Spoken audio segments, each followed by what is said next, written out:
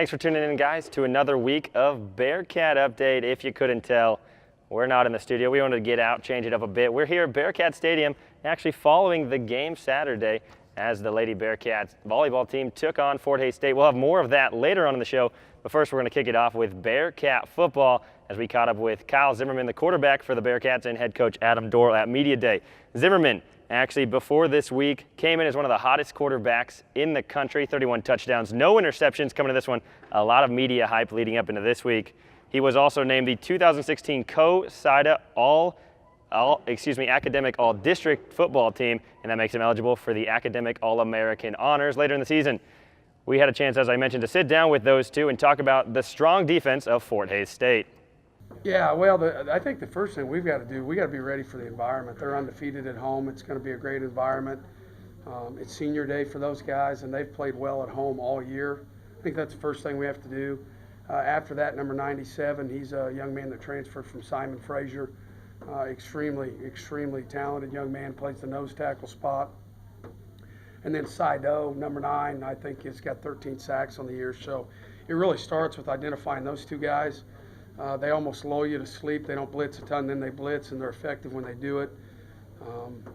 They really blitzed us last year a lot, and we didn't handle the pressure well. So we'll try to prepare for that. And then they're like us. They got a little bit of flavor from Florida in the back end, and they've got some really good DBs. So it's going to be a good matchup. And I have a lot of respect for Chris. I've known him a long time.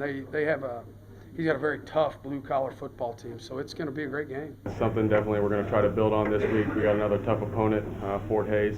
They're playing extremely well right now, haven't been beat at home. After watching the film, they got a lot of athletes.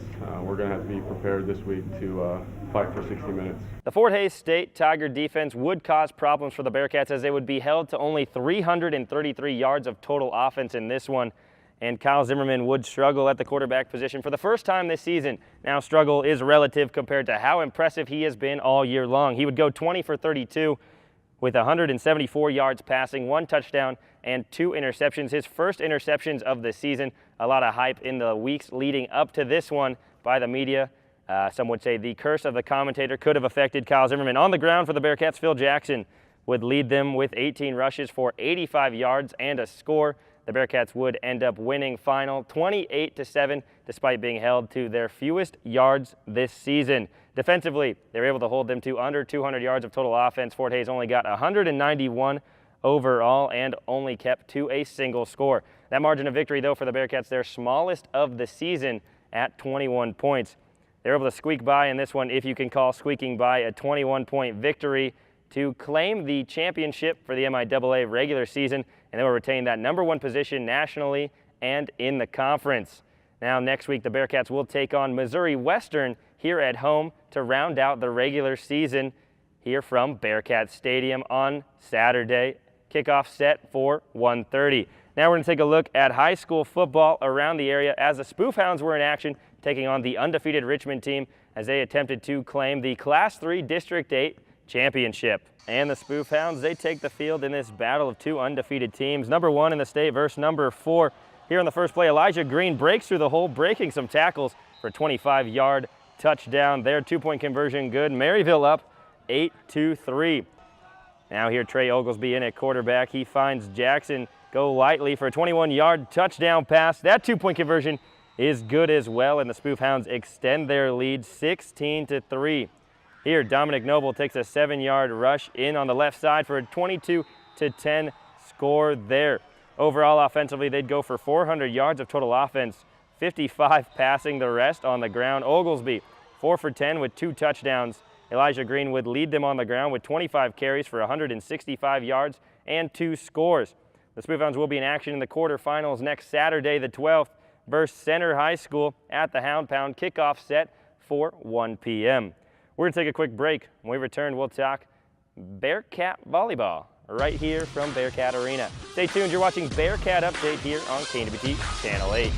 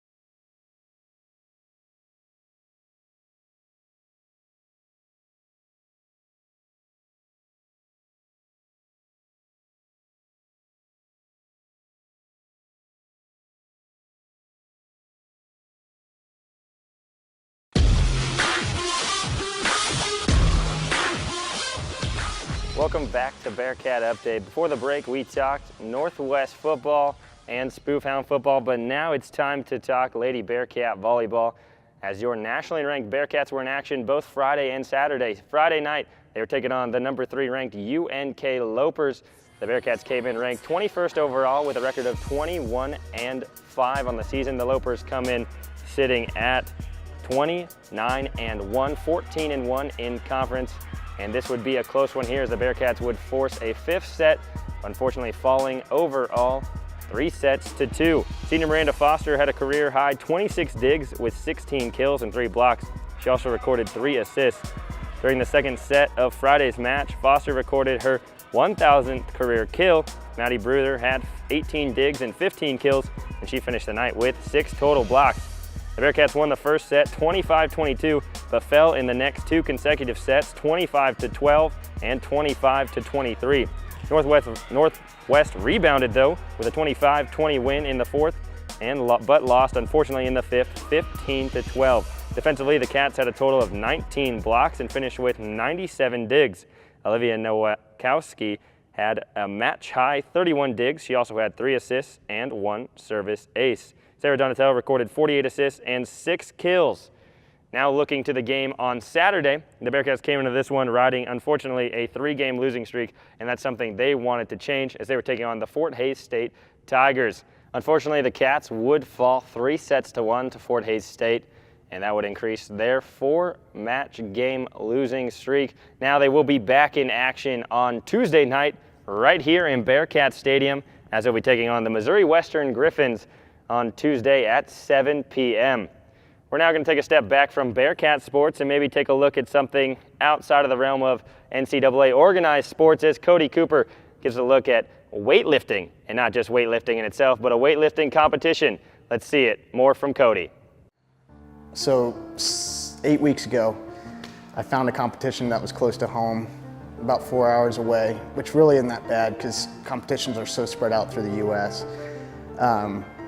So I got a meal plan together and I got a workout plan, and my goal is 12 weeks, hit it hard.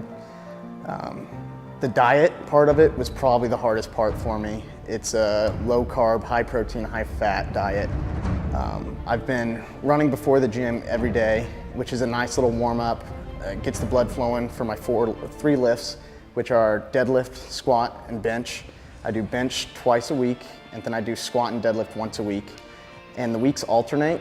One week I'll do a heavy week, and the next week I'll do a speed week where it's all explosion. And it all complements my lifts and keeps the muscles confused and really ready to lift heavy stuff, get it off the rack and get it moving.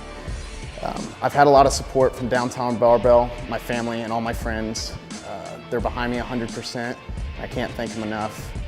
I'm gonna bust my butt going into this competition, and even though it is really hard, through staying focused, through staying motivated. I mean, 12 weeks doesn't seem like a long time when you're just thinking about it, but once you're in it, every single day is a grind. I have to get in this gym, I gotta get the weights moving, even when it's just terrible to get off the couch and get moving. I gotta stay on it, because once I'm in that competition and I get my good lifts, it's all gonna pay off. And that's gonna be very rewarding. Yeah, maybe I should get into weightlifting. What an interesting look at that was. Thank you, Cody Cooper. We're gonna take a quick break. Stay tuned. When we come back, we'll take a look at the cross-country team, who may or may not be headed to nationals, plus a special look at a soccer star named to the All-MIAA team. Stay tuned. You're watching Bearcat Update here on KNWT Channel 8.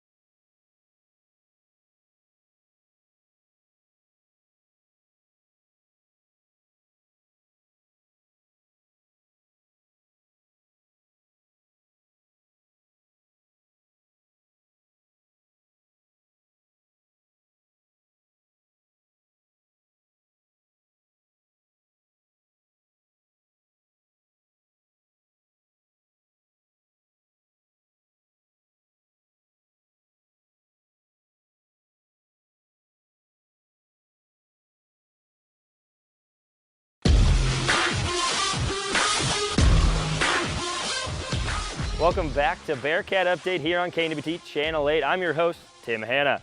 Now, before the break, we talked Bearcat volleyball and even took a look at some weightlifting with Cody Cooper, but now we're going to take a look at the Northwest men's and women cross-country teams as they travel to Sioux Falls, South Dakota to take part in the NCAA Central Regional. Now, the boys got off to a hot start and they would finish with 83 points as a team, good enough for third place in the region, and that's going to send them on to nationals. They were led by Braden Clues-Proctor with a time of 30 minutes, 56 seconds in the 10K race. He finished second overall. Behind him for the Bearcats, Nolan Zimmer came in sixth, and Wick Cunningham, coming back from injury, finished eighth. Now the Bearcats, as I mentioned, good enough for third place. That will send them to Florida, and they will take part in the nationals in 2 weeks, so an exciting season for them as their season will continue. Unfortunately for the women Bearcats, they were unable to place high enough to go to nationals as they finished 19th overall as a team. They were led by Sammy Lorenzo in the 6K, who placed 41st individually. Now, unfortunately for them, as I mentioned, their season is over, but what a great season it was, and exciting to see them in the future as they will be starting indoor track here shortly. We'll now take a look at Bearcat soccer as two girls from the soccer team have got MIAA honors. Starting off with Izzy Romano, your All-MIAA Freshman of the Year. She also took home the All-MIAA second team, as well as Hannah Getz. She was an All-MIAA honorable mention. Both Getz and Romano were able to be in all 17 games, starting all 17 games for the Bearcats this season. Romano led the team in points. She also had 4 goals, which tied for the team lead with Danielle Wolf. Now, the season didn't go quite as expected for the Lady Bearcats, but with this strong youth core right now, hopefully things will turn around in the coming seasons. Now, that's all we have for soccer and cross country. We're now going to take a look at Bearcat basketball, men's and women's, as they kicked off their season with their first official practice and the Bearcat Bash. Both men's and women's teams still have a few exhibitions to get under their belt before they kick off the regular season. Starting with the men, they'll take on Upper Iowa on November 11th at 3 p.m. and then the ladies will be taking on Quachita Baptist also November 11th at 8:15 p.m.